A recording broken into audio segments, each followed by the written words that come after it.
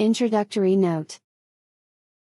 John Locke was born near Bristol, England, on August 29, 1632, and was educated at Westminster School, where Dryden was his contemporary, and at Christ Church, Oxford. Of the discipline then in vogue in either institution, the future educational theorist had no high opinion, as may be gathered from allusions in the present treatise, yet, after taking his master's degree in 1658, he became tutor of his college, and lecturer in Greek and rhetoric.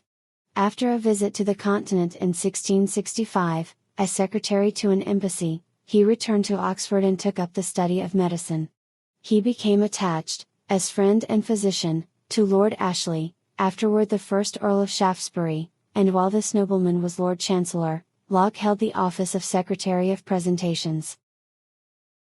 Shaftesbury went out of office in 1673, and 2 years later Locke went to France in search of health, supporting himself by acting as tutor to the son of Sir John Banks, and as physician to the wife of the English ambassador at Paris. In 1679, Shaftesbury, being again in power, recalled Locke to England. He reluctantly obeyed, and remained in attendance on his patron, assisting him in political matters and superintending the education of his grandson, the future author of Characteristics, till Shaftesbury's political fortunes finally collapsed, and both men took refuge in Holland. Locke's first 2 years in Holland were spent in traveling and in intercourse with scholars, but in 1685 the Dutch government was asked to deliver him up to the English as a traitor, and he was forced to go into hiding till a pardon was granted by James II in 1686, though there is no evidence of his having been guilty of any crime beyond his friendship with Shaftesbury. It was not till now, at the age of 54, that Locke began to publish the results of a lifetime of study and thought. An epitome of his great essay concerning human understanding was printed in his friend Leclerc's Bibliothèque Universelle, and the work was finally published in full in 1690. It was from Holland also that he wrote, as advice to a friend on the bringing up of his son, those letters which were later printed as thoughts concerning education. During his exile Locke had come into friendly relations with his future sovereigns, William and Mary, and when the Revolution was accomplished he came back to England with the princes in 1689.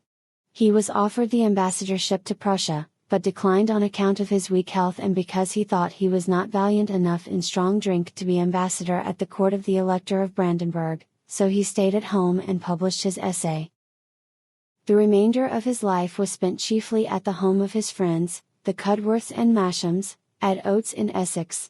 He held the office of Commissioner of Appeals, and was for some years a member of the Council of Trade and Plantations, a position which led to his occupying himself with problems of economics.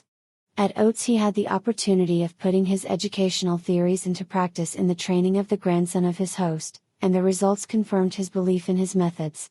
He died at Oates, October 28, 1704.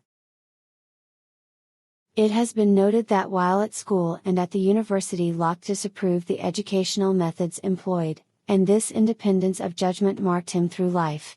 In medicine he denounced the scholasticism which still survived and which in various branches of learning had already been attacked by Bacon and Hobbes, and he advocated the experimental methods adopted by his friend Sydenham, the great physician of the day. In educational theory and method he held advanced opinions, insisting especially on the importance of guarding the formation of habits, and on training in wisdom and virtue rather than on information as the main object of education. Many of his ideas are still among the objects aimed at, rather than achieved, by educational reformers. It will be observed from the following thoughts that they bear the mark of their original purpose, the individual education of a gentleman's son, not the formation of a school system. But it is as a philosopher that Locke's fame is greatest. He was the ancestor of the English empirical school, and he exercised a profound influence on philosophic thought throughout Europe. Almost all the main lines of the intellectual activity of the 18th century in England lead back to Locke, and the skepticism of Hume is the logical development of the principles laid down in the essay concerning human understanding.